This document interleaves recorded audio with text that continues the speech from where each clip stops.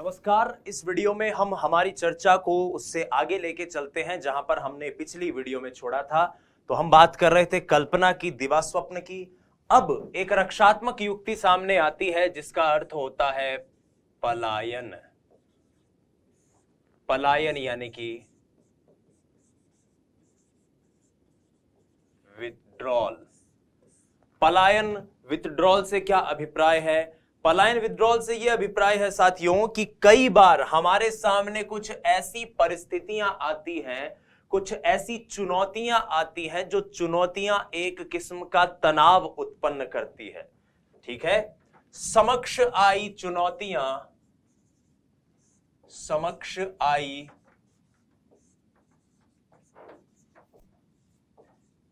चुनौतियां तनाव उत्पन्न करती है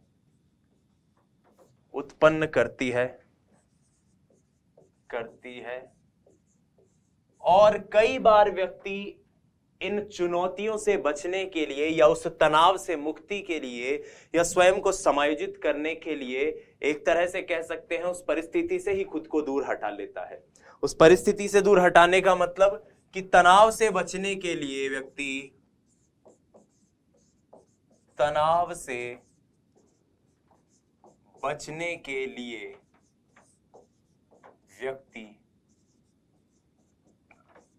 स्वयं को उससे दूर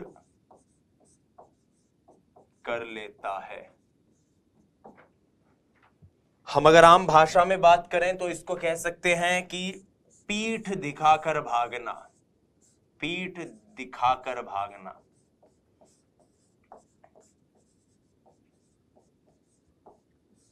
जैसे एक व्यक्ति है जो कर्ज अदायगी से तंग आ गया है, इतना कर्जा उसके ऊपर हो गया है तो फाइनली वो अपने आप को दिवालिया घोषित कर ले। एक व्यक्ति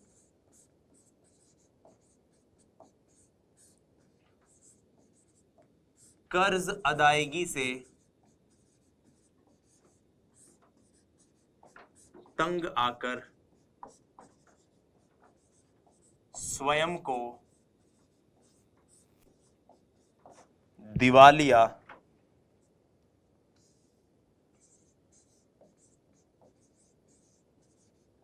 घोषित कर दे।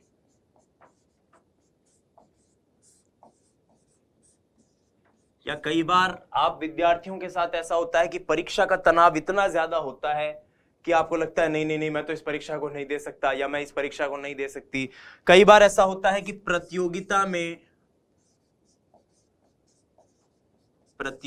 में भाग लेने व हार के डर से प्रतिभागी अपना नाम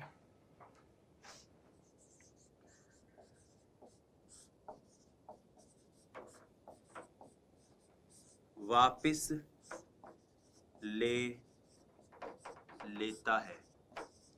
हार के डर से प्रतिभागी प्रतियोगिता से अपना नाम वापस ले ले तो ये क्या है? ये एक तरह का पलायन ही है, एक तरह का क्या है? विथड्रॉल ही है। परिवार में कोई क्लेश है, परिवार में कोई समस्या है, व्यक्ति घर जाने छोड़ दे, बोला घर ही नहीं जाएंगे अपन तो यही ठीक है। ये क्या है? ये पलायन है कि आप मुसीबतों को मुंह दिखाकर भाग रहे हो, मुसीबतों से मुंह चुराकर या मुंह छिपाकर भाग रहे हो, पीठ दिखाकर भाग रहे हो। ये विथड्रॉल है, पलायन है। आइए अगले समायोजन की युक्ति पर चलते हैं और अगली समायोजन की युक्ति है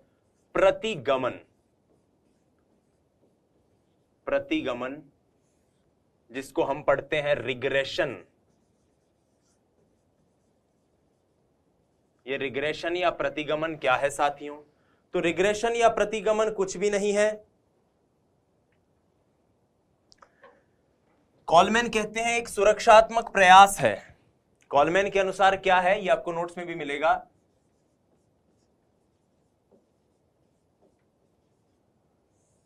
कॉलमैन के अनुसार एक सुरक्षात्मक प्रयास है एक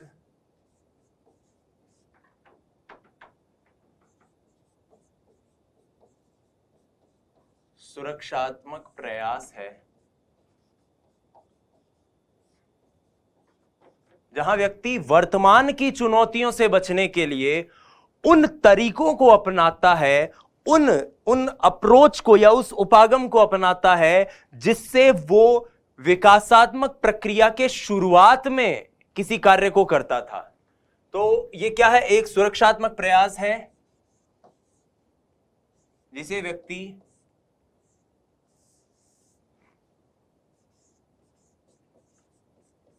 वर्तमान की चुनौतियों से बचने के लिए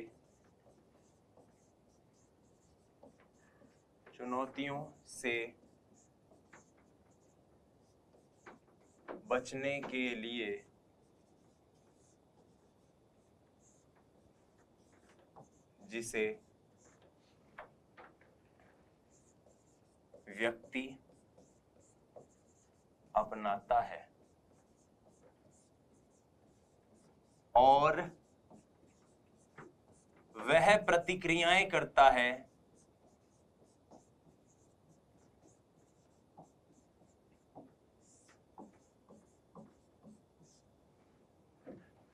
है जो विकासात्मक प्रक्रिया के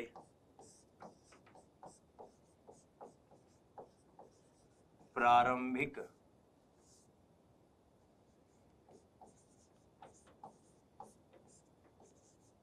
चरण में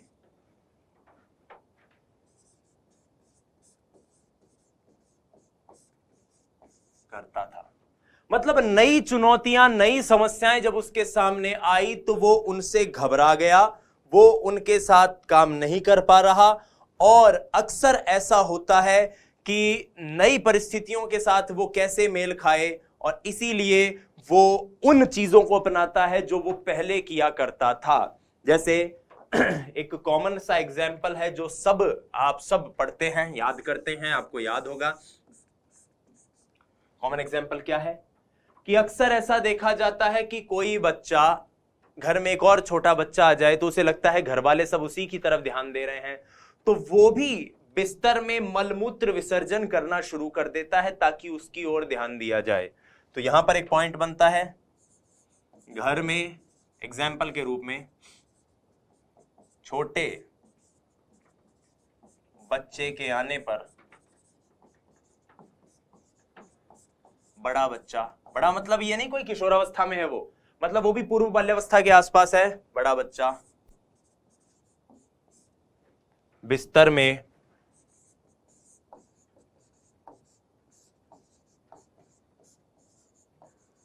मल मूत्र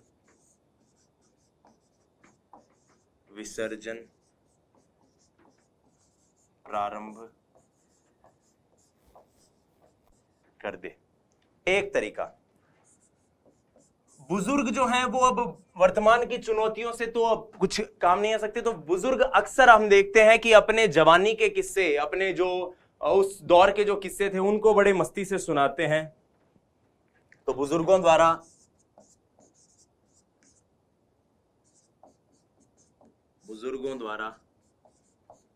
बाल्यावस्था युवावस्था के अनुभव का वर्णन करना, बाल्यावस्था युवावस्था के अनुभवों का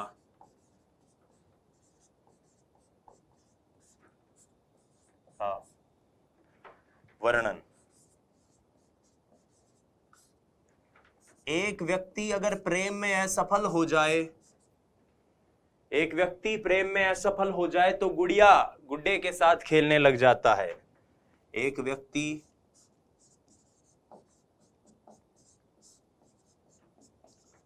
प्रेम में असफल होने पर गुड़िया के साथ खेलता है। ये सब क्या है साथियों? ये सब उसी रक्षात्मक युक्ति के बारे में बताया गया है जिसे रिग्रेशन या प्रतिगमन कहते हैं। जहां व्यक्ति, देखो पलायन में क्या था कि परिस्थिति का मुकाबला नहीं कर रहा था तो मैदान छोड़कर भाग गया, और इसमें प्रतिगमन में क्या कर रहा है कि नई चुनौती का सामना वो कैसे कर रहा है? पुरानी गतिविधियां करके, कुछ ऐसी गतिविधियां करके जो विकासात्मक प्रक्रिया के शुरुआती चरण में वो करता था। अब आइए, प्रतिगमन को हमने समझा, इसके बाद अगली युक्ति पर चलते हैं, और अगली युक्ति है प्रतिक्रिया निर्माण। इसको कई बार प्रतिकरण भी कह देते हैं। प्रतिक्रिया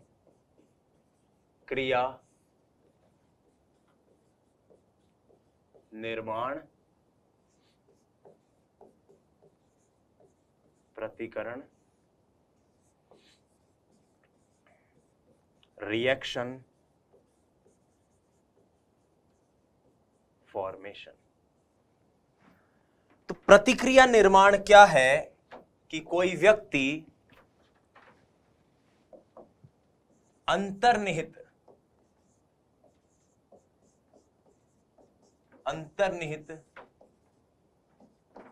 इच्छा के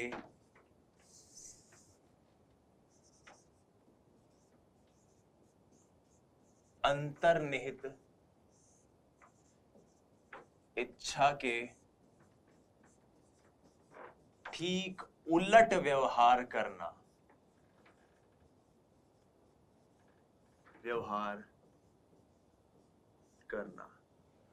जो व्यक्ति के इन्नेट संवेग हैं, जो अंतर्निहित इच्छाएं हैं, उन इच्छाओं का वो प्रदर्शन नहीं कर सकता, क्योंकि यदि ऐसे व्यवहार का, अब वो ठीक उलट क्यों करता है?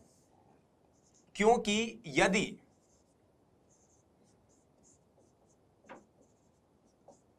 ऐच्छिक व्यवहार का प्रदर्शन हो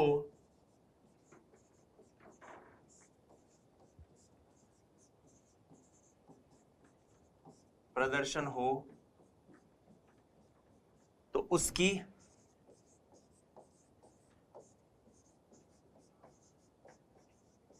सामाजिक छवि को खतरा है। तो इसका एक बड़ा बेसिक उदाहरण यह देखा जाता है कि एक सौतेली मां पब्लिक में अपने दत्तक पुत्र या दत्तक पुत्री या सौतेली संतान के प्रति नफरत तो करती है अंदर से, लेकिन प्यार का प्रदर्शन करती है, और फिर धीरे धीरे वही प्यार जो है उसका प्रतिकरण होता है, प्रतिक्रिया निर्माण हो जाता है। तो एक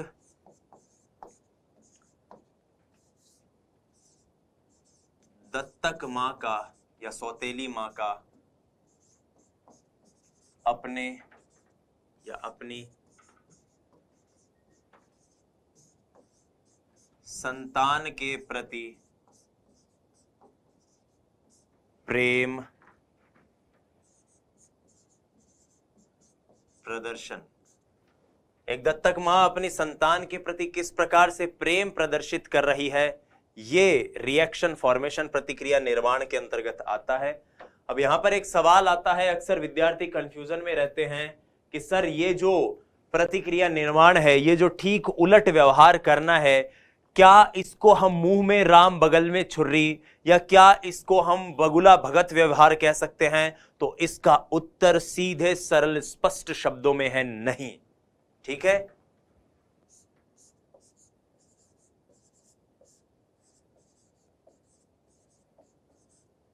यह व्यवहार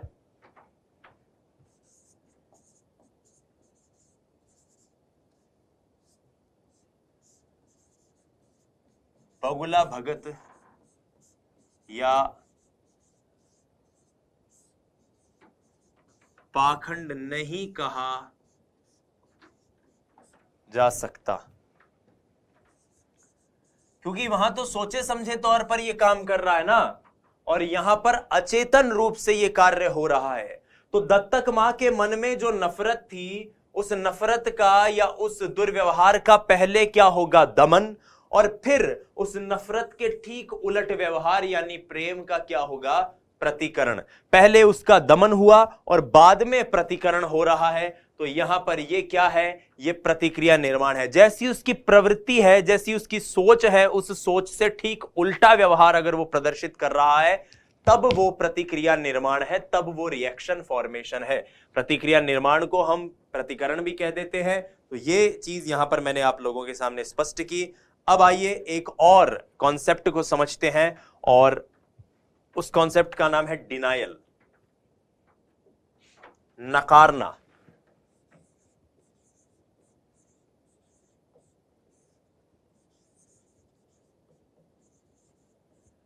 एक खराटे लेने वाले व्यक्ति से आप बात करो और बोलो कि भाई तू खराटे क्यों लेता है क्या रात को, तो बोले नहीं नहीं नहीं नहीं मैं तो खराटे लेता ही नहीं। एक अल्कोहलिक व्यक्ति से पूछो कि आप शराब पीते हो, नहीं नहीं। अचेतन रूप से वो इस बात को स्वीकार करता है कि नहीं मैं तो ऐसा कोई कार्य करता ही नहीं हूं, सोचे समझे बिना ही वो जवाब दे देगा। तो ये डिनायल है, ये नकारना है। नकारना जिससे मतलब ये है कि व्यक्ति अपने वास्तविकता को अस्वीकार कर दे, नकार दे या खारिज कर दे। व्यक्ति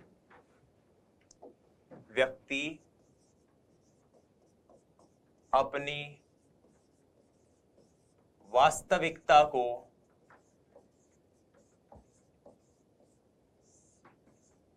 अस्वीकार करे, अस्वीकार कर दे, नकार दे, नकार दे या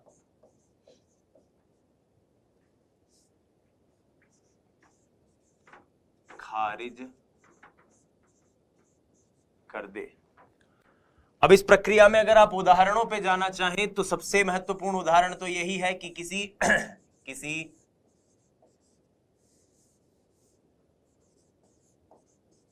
शराबी से पूछने पर वह मना कर देगा। शराबी से पूछा जाए कि आप ये काम करते हो क्या, तो मना कर दे नहीं नहीं नहीं मैं तो ऐसा कुछ करता ही नहीं हूं। या किसी गंभीर असाध्य बीमारी से ग्रसित कोई व्यक्ति, उसे पूछा जाए कि क्या आपको ये बीमारी है, वो मना कर दे नहीं मुझे ऐसी कोई बीमारी नहीं है। अब यहां पर एक और स्टेटमेंट आता है जिसको हम पढ़ते हैं उदात्तीकरण। उदात्तीकरण को कई किताबों में मार्गांतीकरण भी लिखा हुआ मिलेगा आपको, तो कंफ्यूज नहीं होना है कि वो मार्गांतीकरण प्रत्यक्ष वाला था, ये मार्गांतीकरण अप्रत्यक्ष वाला है। और लेकिन हमें जो इंपॉर्टेंट वर्ड है उसको याद रखना है, और वो है उदात्तीकरण। इसको कहते हैं उदात्तीकरण।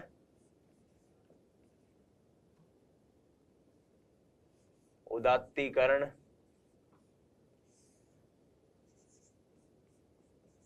शोधन, उन्मोचन, उन्नयन,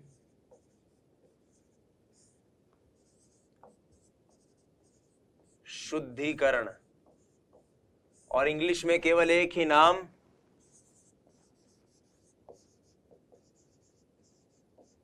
सब्लिमेशन। साइंस के विद्यार्थी ये बात जानते होंगे कि सब्लिमेशन से अभिप्राय है कि कई बार जैसे कपूर है, कपूर की टिक्की को आप अगर आग पे रख दो तो वो सॉलिड यानी कि ठोस से द्रव्य में नहीं बदलेगा और सीधा गैस में बदल जाएगा। तो अपने व्यवहार को वो एक तरीके से उसका शुद्धिकरण हो रहा है, उसकी एक रास्ता बदल रहा है। फ्रायड ने उदात्तीकरण को सभ्यता का आधार स्तंभ कहा। क्या कहा फ्रायड ने? फ्रायड ने इसे सभ्यता का आधार स्तंभ कहा। तो भैया ये आधार स्तंभ है क्या, या कॉर्नर स्टोन?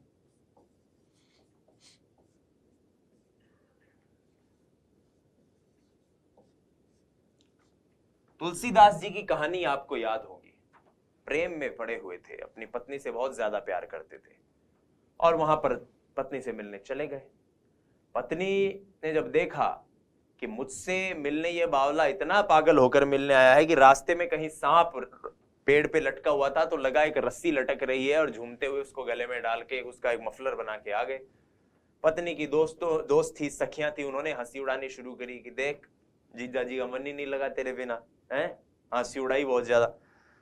तब पत्नी ने लताड़ा, बेइज्जत किया और बेइज्जती के बाद वो जो भाव थे, वो जो प्रेम था, वो जो स्नेह था पत्नी के प्रति, उस स्नेह का रास्ता मोड़ दिया, उस स्नेह को चैनलाइज कर दिया और वो स्नेह ईश्वर के लिए हो गया। और वो तुलसीदास, वो नटखट बालक जो अपनी पत्नी से इतना प्रेम करता था, वो जैसे ही उस तट से निकला, उस गांव से निकला, गोस्वामी तुलसीदास बनकर दुनिया के सामने आया। तो ये सभ्यता का आधार स्तंभ है, जहां पर व्यक्ति कई बार अपने अपने विचारों को, भावनाओं को, इच्छाओं को समाज के द्वारा स्वीकृत मान्यताओं में विस्थापित कर दे, परिवर्तित कर दे। तो व्यक्ति अपनी अनैतिक इच्छाओं को समाज द्वारा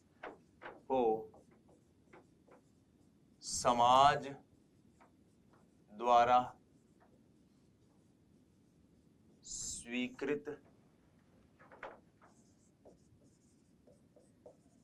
इच्छाओं में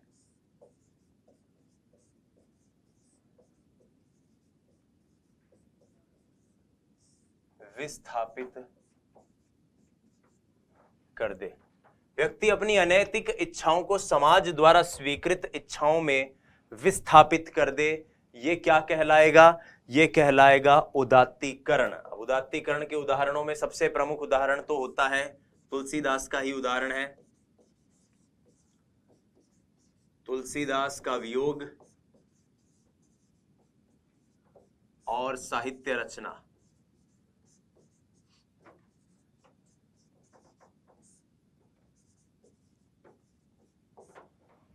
दूसरा पॉइंट क्या बनता है? पहला है तुलसीदास का वियोग और साहित्य रचना। दूसरी दास है कि क्लास में सबसे लड़ने झगड़ने वाला व्यक्ति, उसकी प्रवृत्ति ही झगड़ालू है और ऐसी इच्छाओं का व्यक्ति को उसके टीचर्स इस तरफ मोल्ड करते कि तू स्पोर्ट्स में चला जा। तो लड़ने झगड़ने वाला व्यक्ति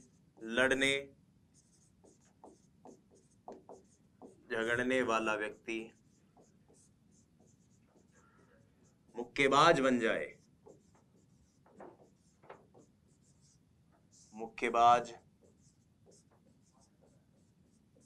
जाए, तो ये क्या है? ये उदात्तीकरण है, सब्लिमेशन है। अब यहां पर इस सब्लिमेशन को लेकर आपके मन में एक डाउट होगा कि साहब इसमें और प्रतिकरण, जो हमने अभी पहले देखा था सौतेली मां वाला उदाहरण जिसमें देखा था, इसमें और उसमें डिफरेंस क्या है? इसमें और उसमें अंतर क्या है? इसके अंदर और उसमें क्या ऐसा परिवर्तन है, ये बताइए। तो देखिए साथियों कि यहां पर जो विचार होते हैं, जो इच्छाएं होती हैं, उनकी दिशा में परिवर्तन होता है। व्यवहार का दमन होकर उसकी दिशा बदलती है।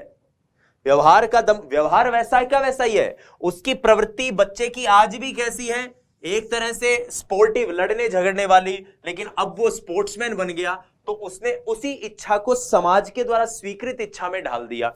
यहां पर तुलसीदास का प्रेम था अपनी पत्नी के प्रति और उसी प्रेम को उन्होंने साहित्य के क्षेत्र में लगाया और साहित्य से वही प्रेम किया और गोस्वामी तुलसीदास बने।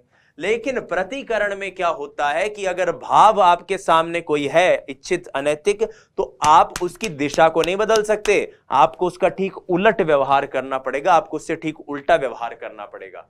जैसे कि मान लीजिए, एक एग्जाम्पल देता हूं, इस एग्जाम्पल को ध्यान से सुनिएगा और इस एग्जाम्पल के जरिए अपने कॉन्सेप्ट को और ब्रश अप कीजिएगा कि एक बच्चा था,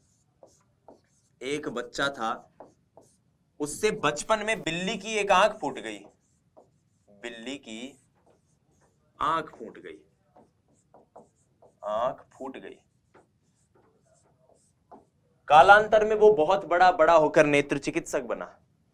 पहले उस बच्चे ने बिल्ली की आंख फोड़ दी थी बचपन में और आज की तारीख में वो एक बहुत बड़ा आई स्पेशलिस्ट है, बड़ा आंखों का डॉक्टर है। तो ये उदाहरण आपको किस समायोजन की युक्ति के लिए उचित लगता है, अप्रोप्रिएट लगता है? क्या इसको मैं उदात्तीकरण कहूं या इसको मैं प्रतिगमन कहूं? सोचिए। आपका जवाब होगा कि साहब इसको हमें उदात्तीकरण कहना चाहिए, तो मेरा जवाब है नहीं, ये उदात्तीकरण नहीं है, क्योंकि उदात्तीकरण में इच्छाएं वही रहती है, इच्छाएं वैसी ही है। वो लड़ने की प्रवृत्ति है, मुक्केबाज बन गया यानी, लेकिन वो समाज द्वारा स्वीकृत हो गई। यहां पर क्या बिल्ली की आंख फोड़ना उसकी कोई प्रवृत्ति थोड़ी थी? ये तो फूट गई। तो इस व्यवहार का दमन होकर इसकी दिशा बदल देंगे तो इसका मतलब यह है कि वो समाज द्वारा स्वीकृत तरीकों से लोगों की आंखें फोड़े। लेकिन अब तो वो बिल्कुल उलट काम कर रहा है। तो इसको आप किसका उदाहरण मानोगे? इसको आप प्रतिकरण का उदाहरण मानोगे। प्रतिकरण का उदाहरण है ये, प्रतिक्रिया निर्माण का उदाहरण है। आइए साथियों अगली विशेषता पर, माफ कीजिएगा, अगली समायोजन युक्ति पर चलते हैं। और अगली समायोजन की युक्ति है प्रक्षेपण या फिर आरोपण। प्रक्षेपण यानी कि आरोपण। प्रक्षेपण, इसमें और तर्क संगतिकरण में स्टूडेंट्स को बहुत ज्यादा डाउट रहता है। और प्रक्षेपण आरोपण को अंग्रेजी में कहते हैं हम प्रोजेक्शन। ये प्रक्षेपण क्या है, ये आरोपण क्या है, ये प्रोजेक्शन क्या है? तो सिंपल सी बात याद रख लेना, प्रक्षेपण का मतलब है दोष देना। रैशनलाइजेशन का मतलब क्या था? बहाने बनाना। यहां पर क्या है? दोष देना। एक बच्चा विद्यालय में चीटिंग करता हुआ पकड़ा गया, टीचर ने कहा कि यार तू चीटिंग क्यों कर रहा था? मेरे को पकड़ रहे हो भैया, बाकी लोग भी तो कर रहे हैं, इनने कर रही तो मैंने भी कर ली। यानी आप दूसरों पे दोष मढ़ रहे हो, अपनी गलती नहीं है। वो मेरा नुकसान कर देता अगर मैं उसका नुकसान नहीं करता तो। कई बार कुछ अपराधियों से पूछा जाता है ना कि आपने उसकी हत्या क्यों की? अरे अगर मैं उसकी हत्या नहीं करता तो वो मेरी हत्या कर देता। यानी व्यक्ति खुद के अवगुण, खुद के दोष, खुद की कमियों को सामने वाले में देख रहा है, उनमें प्रक्षेपित कर चुका है, उनमें प्रोजेक्ट कर चुका है। तो इसका मतलब क्या है कि व्यक्ति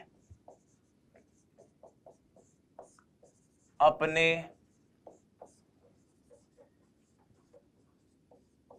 अवगुण, दोष को खुद में न देखकर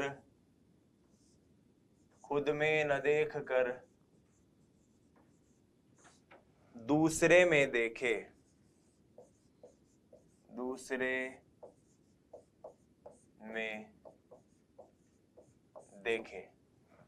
ये अवगुण दोष खुद में नहीं देख रहा है, दूसरे में देख रहा है। तो पहली बात तो क्या है? नाच न जाने आंगन टेढ़ा।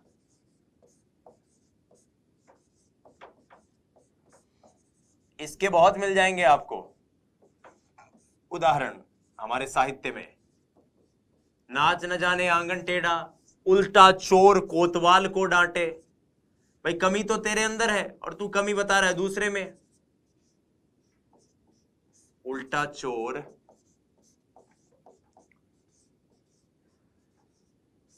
कोतवाल को डांटे। तो क्या है यहां पे? आप अपनी कमियों को, अपनी गलतियों को दूसरों पर मढ़ रहे हो, कह रहे हो जी मेरा दोष नहीं है, सामने वाले का दोष है।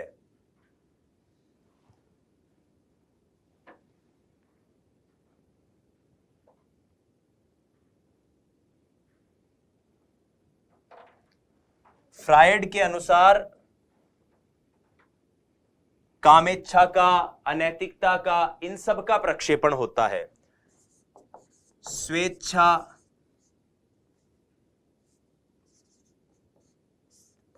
कामुकता,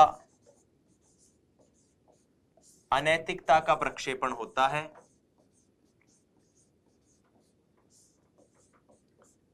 किसने कही ये बात? ये बात कही है फ्रायड बाबा ने। और फ्रायड बाबा ये बात भी कहते हैं कि ये जो इनका प्रक्षेपण होता है साथियों, इस प्रक्षेपण के लिए सबसे उपयुक्त स्थान है स्वप्न। स्वप्न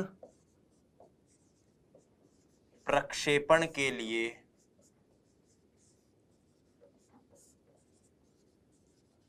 उपयुक्त स्थान है। स्वप्न प्रक्षेपण के लिए उपयुक्त स्थान है, यह बात भी फ्रायड बाबा कहते हैं।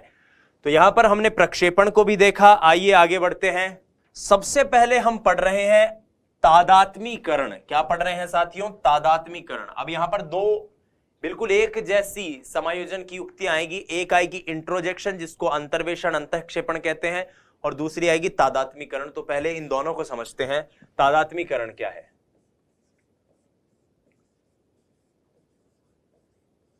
तादात्मीकरण जिसको आइडेंटिफिकेशन कहते हैं। आइडेंटिफिकेशन वह समायोजन की युक्ति, वह समायोजन की युक्ति, वह समायोजन की युक्ति जिसके अंतर्गत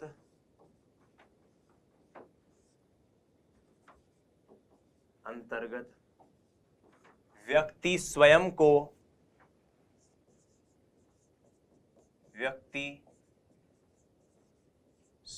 को दूसरों के विचारों के अनुरूप ढाल ले। अब आप इसको ऐसे समझो कि एक विद्वान प्रोफेसर का बेटा जिसकी 10वीं भी ढंग से पास नहीं हो रही है, अब आसपास के सब दोस्त बात कर रहे हैं कि भाई तेरे कितने मार्क्स आए, तेरे कितने मार्क्स आए, तेरे कितने पास आए। ये भी उसी ठर्क में बैठा है, उसी एटीट्यूड के अंदर बैठा है। उसको लग रहा है यार अपना कुछ नहीं बिगाड़ सकते क्योंकि अपन तो प्रोफेसर साहब के बेटे हैं। कोई बात हो तो क्या तुझे पता है पापा ने ये किया है, पापा ने वो किया है। पापा ने तो जो किया सो किया, तूने क्या किया भाई मेरे? तो यही तादात्मीकरण है कि व्यक्ति दूसरों के विचारों के अनुरूप अपने आप को ढाल ले।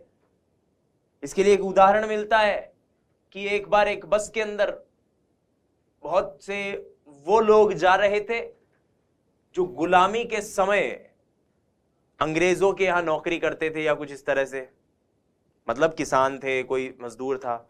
लेकिन उसी बस में 2 ऐसे भारतीय भी थे जो थे तो आर्थिक रूप से वैसे ही, लेकिन अंग्रेजों के खास नौकर थे, अंग्रेजों के खास नौकर थे। तो उस बस में, उस ट्रेन में जब उन्होंने देखा कि ये सब हैं तो उन्हीं के जैसे ही भारतीय ही हैं, उन्हीं के जैसे ही कदकाठी के हैं, आर्थिक रूप से वैसे भी हैं, लेकिन अपन क्या हैं? अपन अंग्रेजों के नौकर हैं। और अंग्रेजों के नौकर हैं यानी अपना एक एटीट्यूड है, और उसी एटीट्यूड के कारण वो समायोजन की वो युक्ति अपना रहा है और वो तादात्मीकरण स्थापित कर चुका है अपना अंग्रेजों के साथ। तो वो स्वयं को ऐसे अंग्रेज समझ रहा है, यार मैं तो अंग्रेज हूं, ये सब मेरे भी नीचे काम करते हैं। उस तरह की चीज यहां पर है। अब इसमें अगर आपको उदाहरण जानना हो तो हम एक उदाहरण ये ले सकते हैं कि छोटा बच्चा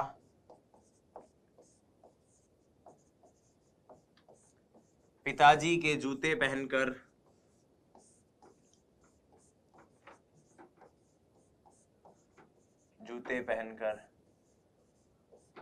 उन्हीं की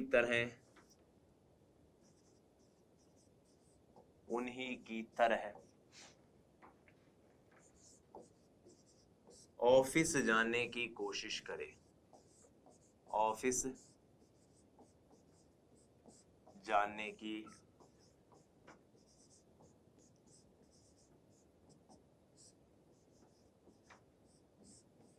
कोशिश करे, नंबर 1। नंबर 2, वही चीज कि एक प्रोफेसर का बेटा, अक्सर ऐसा होता है ना कि ट्रैफिक पुलिस वाले जो अधिकारी हैं वो आप सड़क पर गाड़ी बिन नियमों का उल्लंघन करके चला रहे हो और आपको गाड़ी रोक लेता है वो। अब आपको समायोजित हो गए, वहां पे 4 दोस्त और बैठे हैं, आपको लग रहा है कि यार अब इसके सामने क्या बताऊं मैं, ये तो बेइज्जती करेगा। तो जैसे ही बोलता है अपना लाइसेंस दिखाओ, ये दिखाओ, गाड़ी के पेपर दिखाओ, तो आप सीधा क्या बोलता है व्यक्ति? तो जानता है मैं कौन हूं, जानता है मेरे पिताजी कौन है, जानता है मैं किसका बेटा हूं। तो ये फीलिंग क्या है? ये फीलिंग क्या है कि आप खुद तो कुछ नहीं कर पाए, खुद तो नियमों को तोड़ रहे हो, लेकिन अपना तादात्मीकरण किसके साथ स्थापित कर रहे हो? अपने आप को आइडेंटिफाई, अपने आप को परिचित किसके अनुरूप, अपनी पहचान किसके जरिए बताने की कोशिश कर रहे हो? उस व्यक्ति के जरिए। तो प्रोफेसर का पुत्र कम नंबर आने पर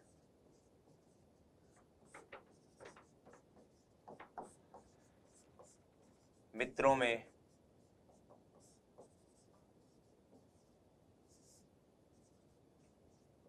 अपने पिता के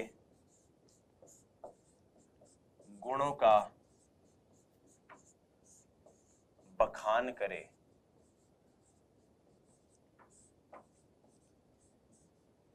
ठीक है, ये तादात्मीकरण है।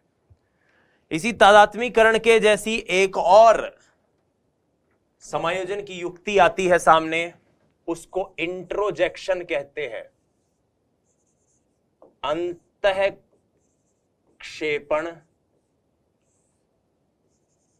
अंतर्वेशन,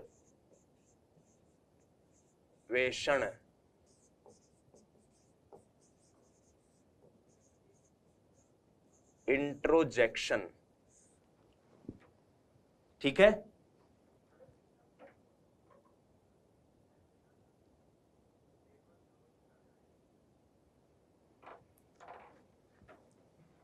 बिल्कुल तादात्मीकरण जैसी ही है यह युक्ति। यह युक्ति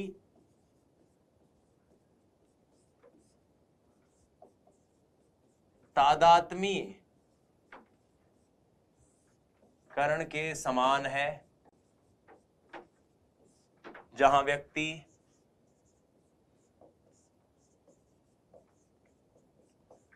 किसी अन्य के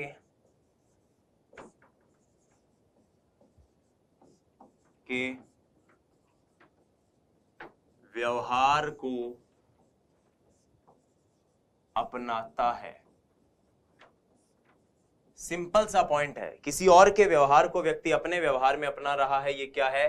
तादात्म्यकरण है। पहला और सबसे सटीक इसका एग्जाम्पल तादात्म्यकरण का कि लड़कों के रोने पर मां कहती है लड़का है क्यों रो रहा है लड़कियों की तरह, तो उसे लगता है कि नहीं लड़के रोते नहीं है। इस गुण को उसने अपना लिया। लड़कों के रोने पर मां का कहना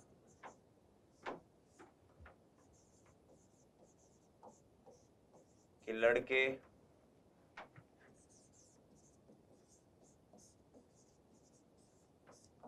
नहीं रोते,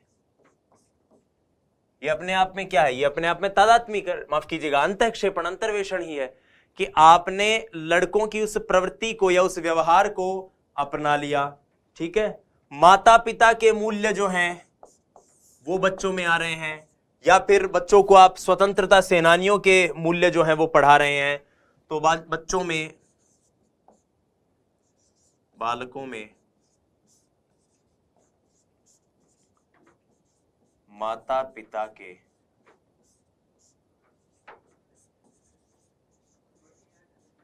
मूल्यों का आना, माता पिता के मूल्यों का बच्चों में आना, ये क्या है? अंतःक्षेपण है, अंतर्वेशन है। ठीक है, इसके बाद हम एक और युक्ति पर चलते हैं और उसका नाम होता है, अगली रक्षात्मक युक्ति है निरसन। निरसन, जिसको हम कहते हैं अनडूइंग या फिर अटोनमेंट। अब ये क्या है? ये ऐसी चीज है कि व्यक्ति ने अचेतन स्वरूप में कोई व्यवहार कर दिया, व्यक्ति ने कोई अनचाहा अनैच्छिक व्यवहार कर दिया, और अब वो उस व्यवहार को एक तरह से कह सकते हैं उसके प्रभाव को कम करना चाहता है। ठीक है, एक ऐसी युक्ति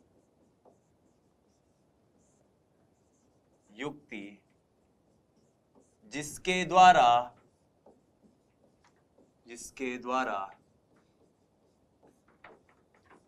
किए गए अनचाहे व्यवहार के प्रभाव को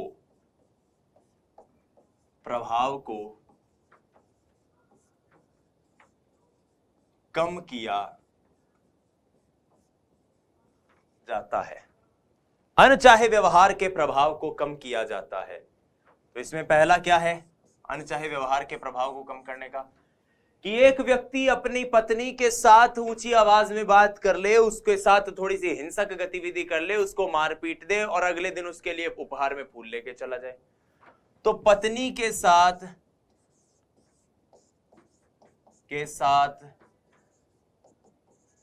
झगड़े के पश्चात पति उसके लिए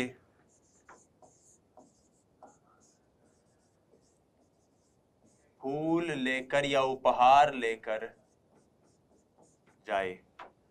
दूसरा इसका उदाहरण हम देख सकते हैं कि कामकाजी महिलाएं जो होती हैं वो अक्सर अपने बच्चों को टाइम नहीं दे पाती हैं, तो क्या करेंगी? वो जब अपने बच्चों को टाइम नहीं दे पा रही हैं तो उन बच्चों की अनावश्यक मांगों को पूरा करती हैं। तो कामकाजी महिलाएं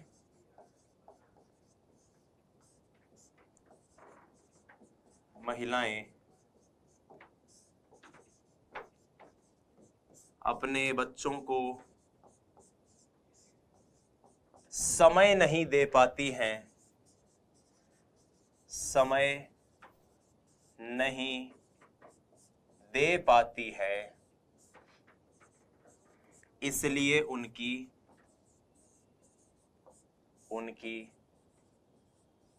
अनावश्यक मांगों को पूरा करती हैं। अनावश्यक मांगों को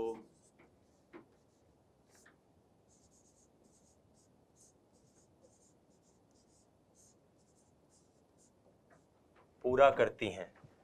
ठीक है, समय नहीं दे पा रही इसलिए अनावश्यक मांग जो है उनकी बच्चों की वो माएं पूरा करती हैं। ये है निरसन।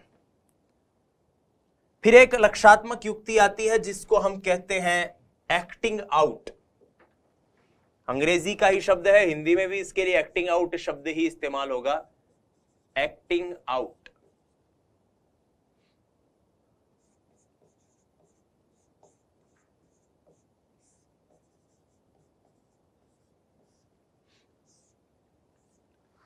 किसी भावना का, किसी इच्छा का दमन होते होते, किसी भाव का आवेग दबते दबते अचानक इतने हिंसक रूप से सामने प्रकट हो कि उससे फायदा होने की जगह नुकसान हो जाए। समझ रहे हैं? कोई सहज भाव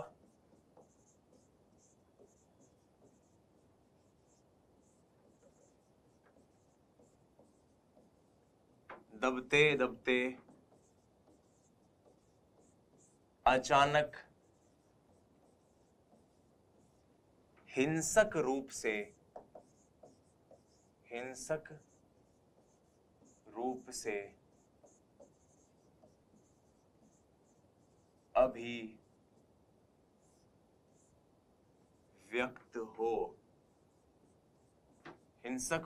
अभिव्यक्त हो। जैसे कोई महिला है, उसके पति उसको परेशान करते हैं, तो प्रतिदिन की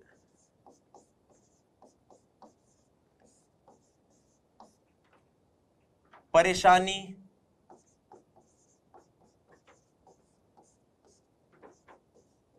पीड़ा को सहन करते करते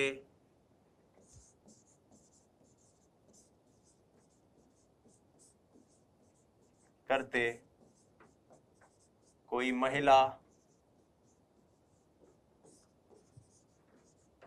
अपने पति की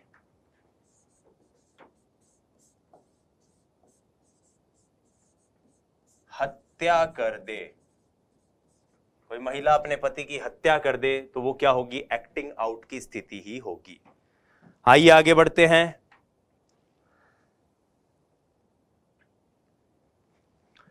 आगे एक आती है आश्रित। आश्रित यानी बीइंग डिपेंडेंट। आश्रित होना, बीइंग डिपेंडेंट।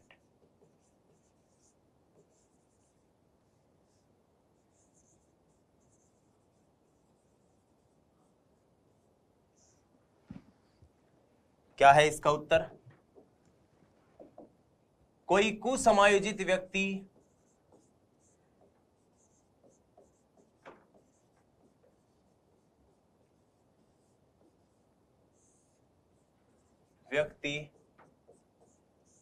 अपने समायोजन का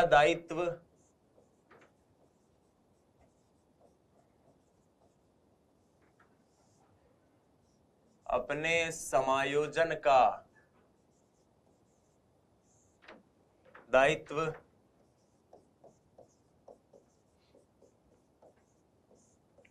किसी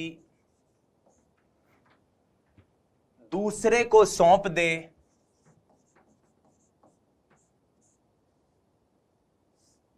दूसरे को सौंप दे और स्वयं उसके प्रति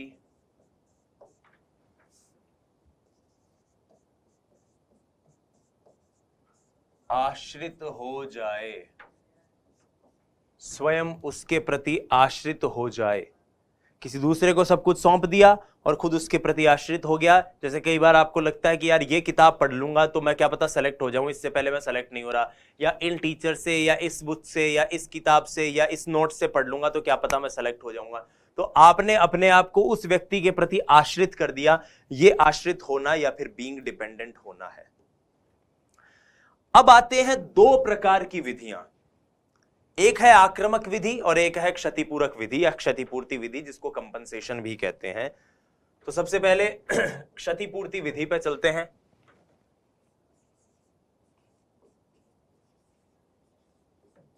क्षतिपूर्ति विधि,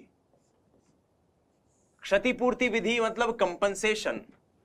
आप जीवन के किसी क्षेत्र में असफल हो, आप किसी एक क्षेत्र में कमजोर हो और आप उस कमजोरी को किसी और तरीके से दूर करने की कोशिश कर रहे हो, यह क्या है?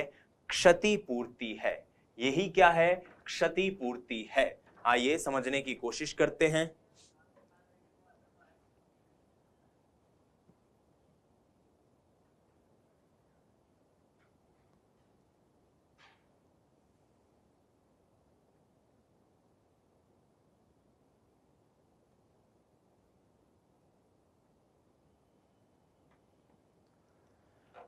देखिए, इसका सबसे सरल उदाहरण तो यह है कि कोई महिला है जो हाइट थोड़ी उसकी कम है। अब उसे लगता है कि मैं पार्टी में जाऊंगी, कहीं मेरे कम हाइट के कारण लोग मेरी आलोचना ना करें, मुझे कुछ ना उल्टा सीधा ना कह दें, तो वो ऊंची हील की सैंडल पहनने लग जाती है।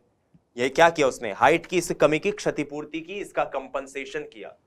ठीक इसी प्रकार से अगर कोई व्यक्ति है, दिखता सुंदर नहीं है, तो वो काफी क्रीम, पाउडर, लिपस्टिक या फिर सेंट वगैरह लगा के अपने आप को और सुंदर बनाने का प्रयास करेगा।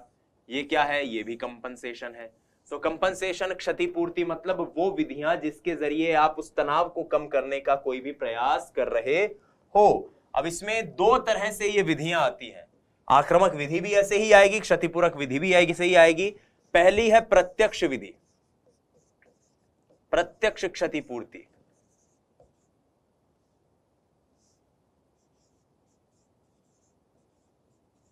कि आप समक्ष आई बाधा को दूर करके उसकी क्षति की पूर्ति करो। समक्ष आई बाधा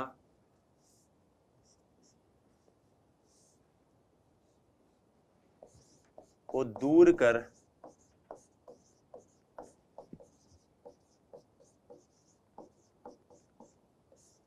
क्षतिपूर्ति करना।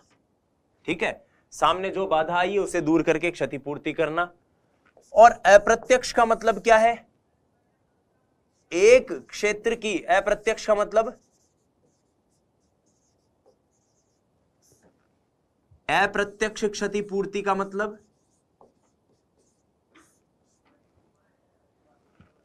एक क्षेत्र की क्षति की, एक क्षेत्र की क्षति की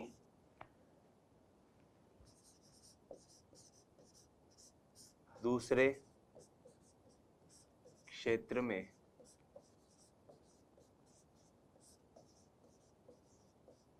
पूर्ति करना। एक क्षेत्र में जो कमी है उसकी दूसरे क्षेत्र में पूर्ति करो। जैसे एक व्यक्ति है, स्पोर्ट्स में काफी अच्छा है, लेकिन पढ़ाई में बिल्कुल खराब है, तो क्लास में एक अच्छे विद्यार्थी के रूप में वो पहचाना जाए, इसलिए वो स्पोर्ट्स में इतना अच्छा कर ले और कक्षा के अंदर जो है वो नंबर कम आए तो भी कोई दिक्कत नहीं। तो एक जगह की क्षतिपूर्ति दूसरी जगह की, ये क्षतिपूर्ति बिल्कुल वैसे ही है कि हम कई बार परीक्षा की तैयारी के दौरान ऐसे तरीके इजाद करते हैं, आपको ध्यान हो तो। हम पढ़ाई करते रहते हैं, हमें लगता है कि यार इस पेपर के अंदर तो साइकोलॉजी भी है, इस पेपर में जीके भी है, इस पेपर में हिंदी भी है।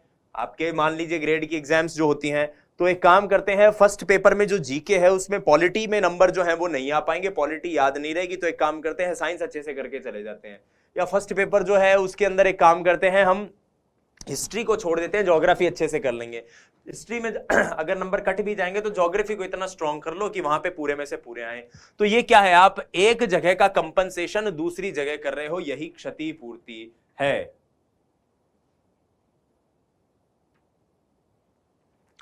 फिर दूसरी जो विधि हम पढ़ते हैं वो है आक्रामक विधि।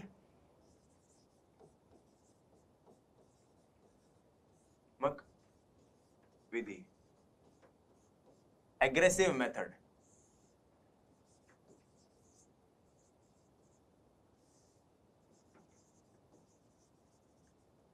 एग्रेसिव मेथड कि कुसमायोजित होने के कारण,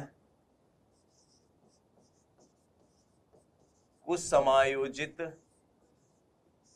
होने के कारण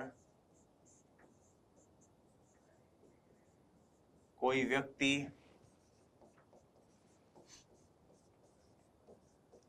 आक्रामक हो जाए,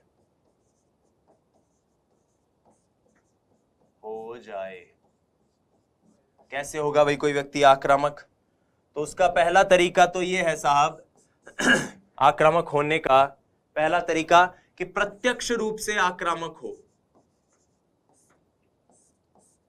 यानी जिस कारण से कुसमायोजित हो रहा है उसी कारण को आक्रामक होकर दूर करने की कोशिश करें।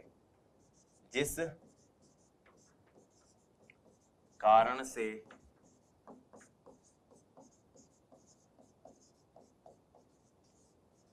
हो रहा है उसे दूर करें।